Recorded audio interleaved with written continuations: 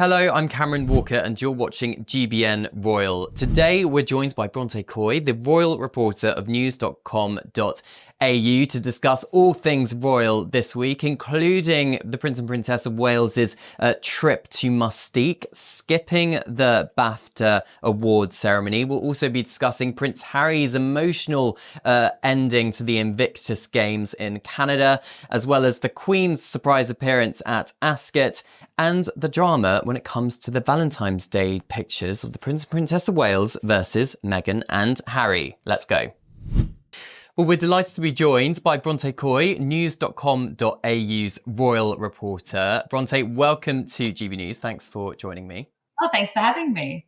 So let's get straight down to it. First of all, we learnt over the weekend, the Mail on Sunday reporting, that Prince William has taken the Princess of Wales and their three children, Prince George, Princess Charlotte and Prince Louis, to the exclusive island of Mustique in the Caribbean. But it does mean that he's missing the BAFTA ceremony. And of course, he's president of BAFTA. What do you think the public perception has been of that fact?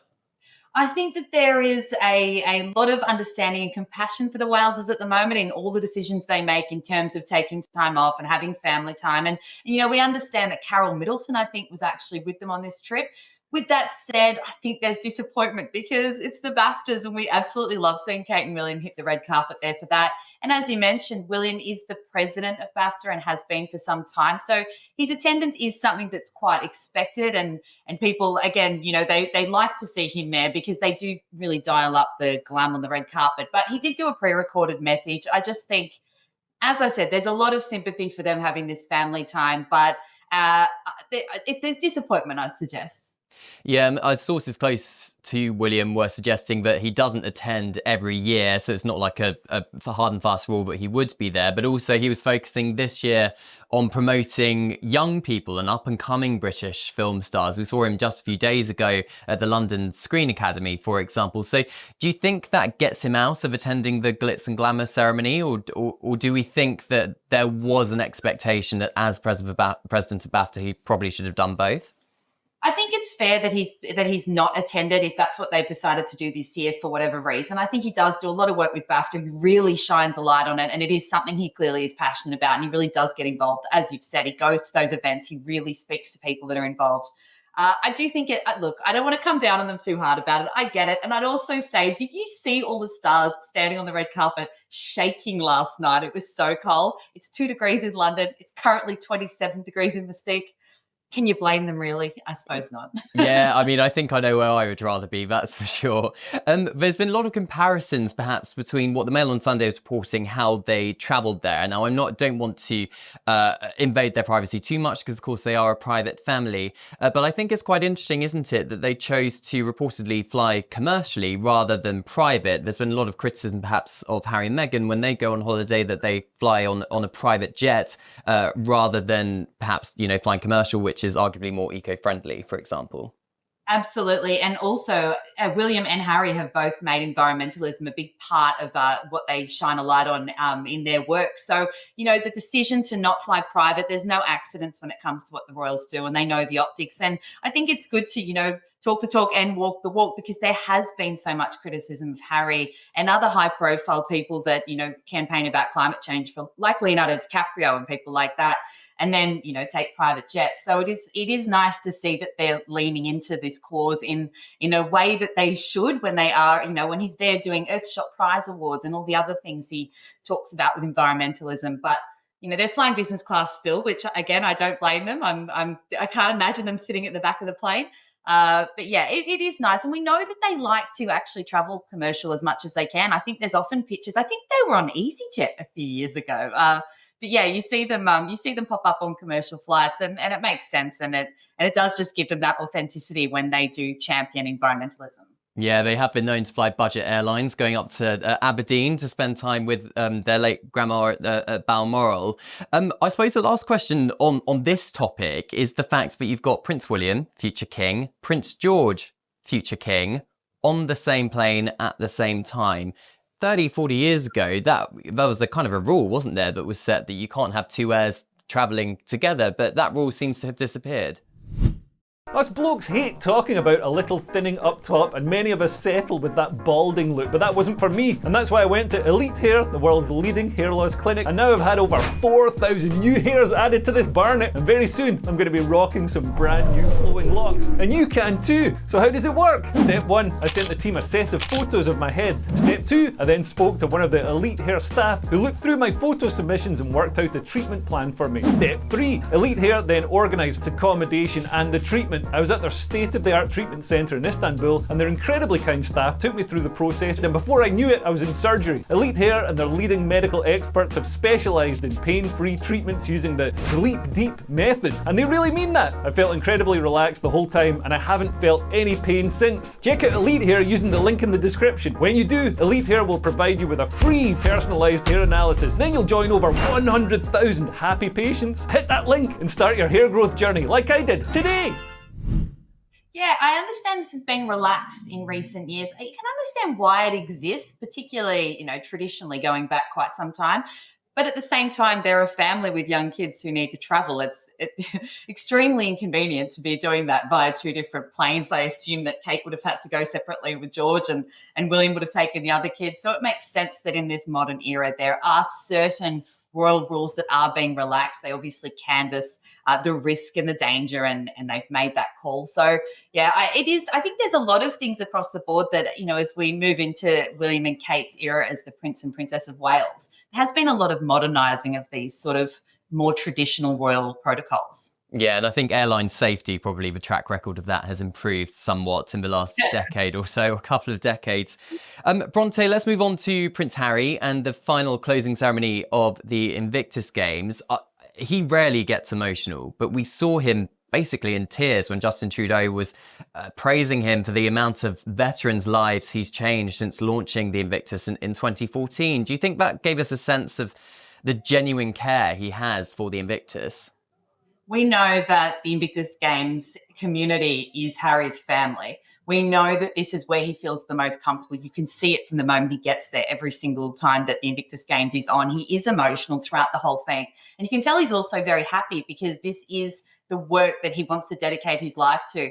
I think that it's been a really nice display of that throughout this period, as it always is when he's at the Invictus Games, because there is so much controversy around he and Meghan in a lot of aspects of their life and work.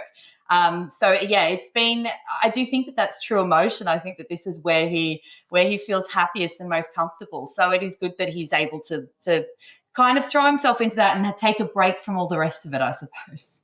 Yeah, and he said bring on the Invictus Games in Birmingham in 2027, coming full circle back to the United Kingdom.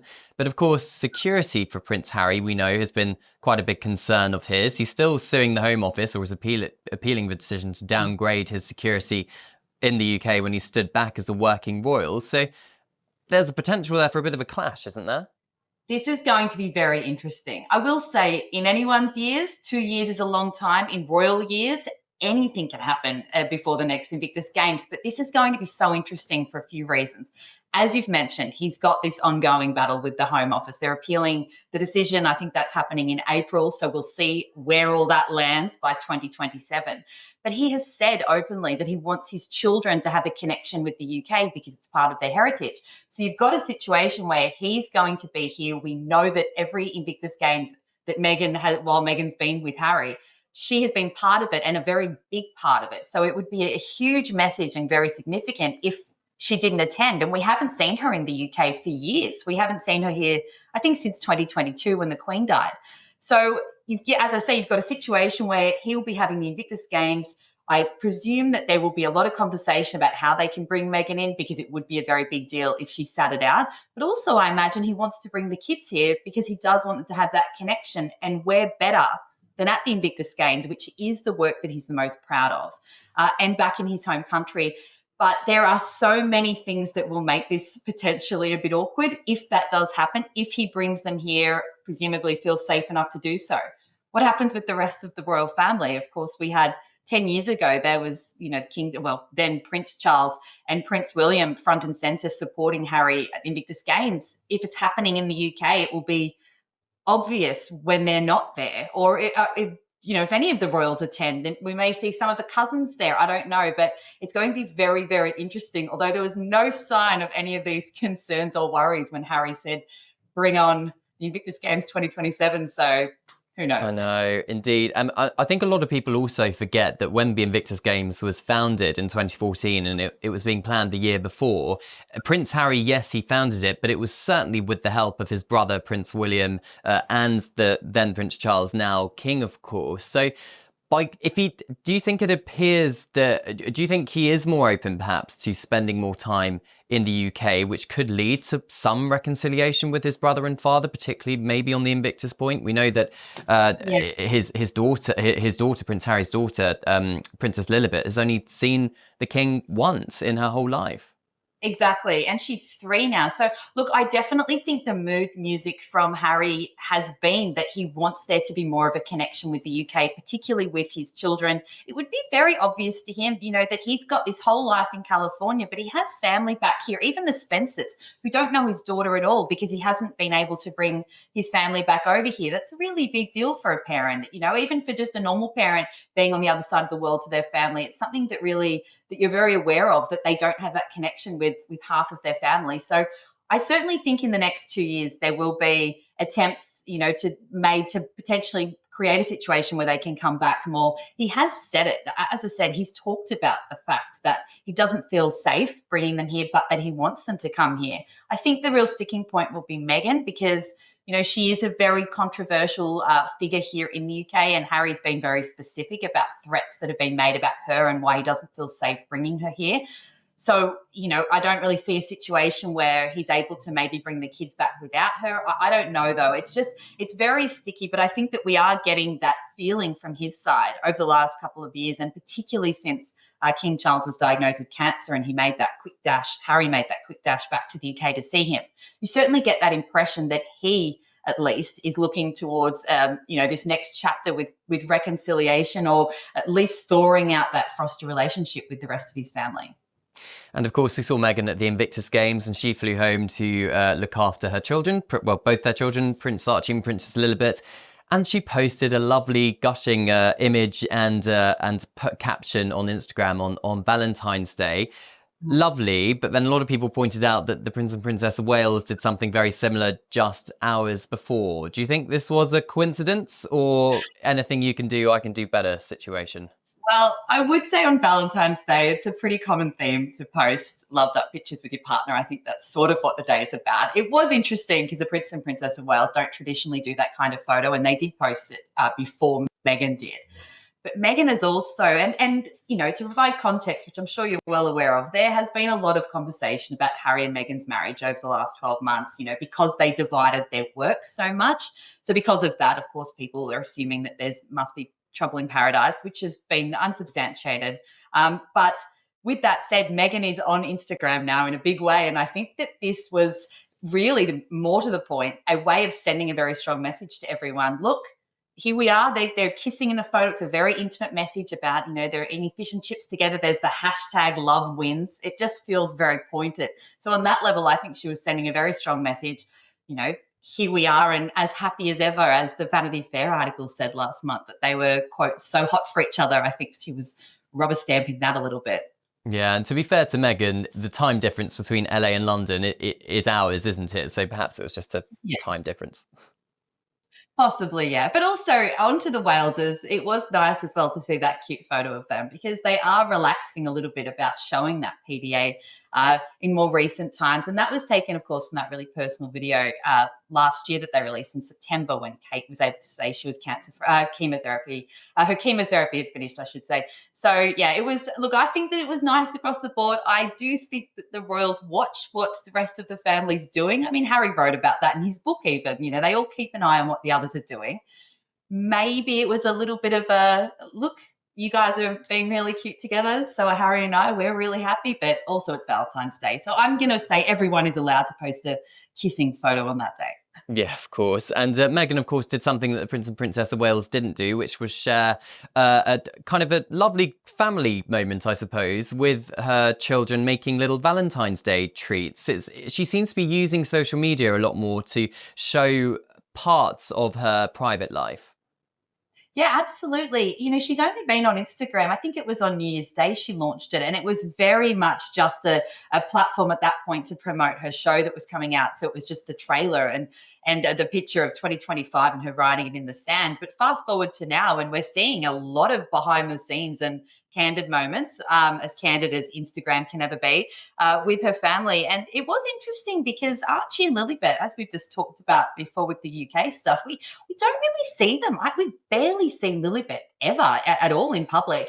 And so even the fact that they were in this video, their faces weren't being shown, but they're in it. And it's a picture of their home life, which Harry and Meghan have gone to great pains to keep out of the public eye. They didn't use it for filming on any of their Netflix projects. So the fact that it was there being offered up sort of for public consumption on her Instagram it seems like a sharp veering away from the way that they've approached their private life in the past. And the fact that the kids are already on Instagram, I wonder, on her Instagram, I should say, I wonder how that looks down the line if we're going to see more and more of that. I would imagine we probably will if this is the way that it's kind of going. She's posting so much more personal stuff. Well, quite possibly. It's certainly getting her a lot of traction online. Meanwhile, back in the UK over the weekend, the Queen made an unexpected surprise appearance at Royal Ascot, and she looked, as the Queen always does, very smart indeed, and I've got her outfit details. So it was a cream cashmere coat dress by Fiona Clare and a hat by Locke & Co. I suppose we know she loves the races and she enjoys dressing up as well, doesn't she? She does. She's such a keen horsewoman, and it is great because you see she gets really excited when she's around horses. I think she always looks really happy and like she's having a really good time. And as you said, she looks so nice. I think that we've really seen Queen Camilla come into her own with her style since becoming the Queen. I think she's looking very nice, always very elegant and classy. So, yes, I know that she would have absolutely loved her proximity to the horses and the races, and this is definitely something that she does as much as possible. What do you think her royal style? What do you think her style does for kind of royal fashion and kind of where it sits in the 21st century?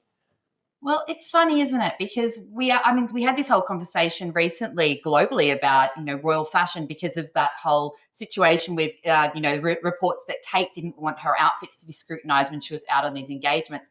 But the reality is, male or female, because we do talk about William and Charles's outfits occasionally, albeit less than the females. But it is part of the royal package because in a lot of ways it can be used as part of the messages they're trying to push. In this specific example of Ascot, she just looked nice. I don't think there was any hidden causes being championed, but it is something that we pay a lot of attention to because they are looked to as they can provide inspiration for outfits and sell out brands, immediately. But also we see it when they're on sort of royal tours, if they're wearing something that's made locally or by a local brand that might not have the platform that it will get once a royal wears one of their outfits, they can wield a lot of power in this area. And also when they look fantastic out and about, the reality is it gets more coverage. So whatever they're doing will then get the spotlight shone on it more anyway because it's getting more coverage because the pictures are so fantastic. So it's just kind of part of the package. But I do think that Camilla, whatever she's been doing in recent years, I do think she's gotten some good style advice because I think she's looking very chic. Yeah, I think she does. And we saw her in the parade ring. She was getting smiles and waves and cheers from the crowds. How do you think this reflects her kind of growing popularity, perhaps, as Queen as time goes on? It has been interesting, and particularly here at being in London, I've been here for about a year now, and it's incredible. There's a lot of respect for her across the board, and it really would have been, I would say, unthinkable decades ago with everything and how it was rolling out, and the very concept of there being a Queen Camilla in the future, back in the early 2000s and when she married then Prince Charles. And yet you look at it now and she's really stayed the course and sort of proven her value to the British public. I think there is so much affection for her and so much respect because she's a hard worker. She's someone who seems to go about her business with a lot of honesty, and she really throws herself into some really key causes. She's been wonderful on the platform for issues relating to women and with her domestic violence work and everything. And you just see that now when she's out and about. People are quite pleased to talk to her, and there's always those fun little reports afterwards about the conversations she's had because she does seem to be a bit of a laugh as well, which is always going to endear you with the public. Yeah, and you mentioned her work there. One of the other parts of her work is Ebony Horse Club, which she's been patron of since 2009, helping disadvantaged children get into horse riding. And there was a couple of representatives at Ascot, which the Queen met on Saturday. How do you think having the Queen as patron of a charity like that supports it, particularly when it comes to the public image of a charity?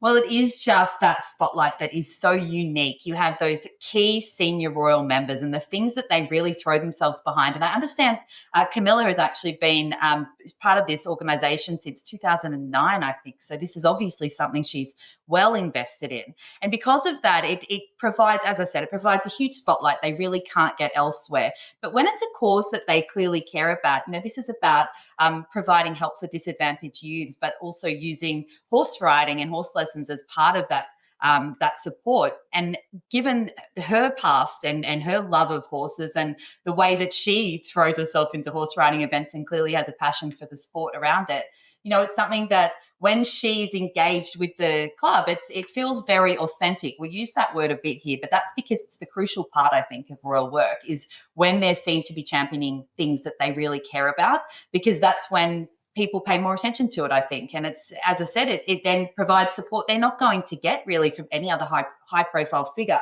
A royal patron or a royal president is a whole other thing, and they're so rare. There's only 6 senior members of the family or 7 senior members. And so, yes, it's a very special thing when they're involved. Indeed. Bronte Coy, thank you very much for joining me, royal reporter at news.com.au. Thank you. Thanks so much for watching. This has been Cameron Walker for GBN Royal. Don't forget to subscribe.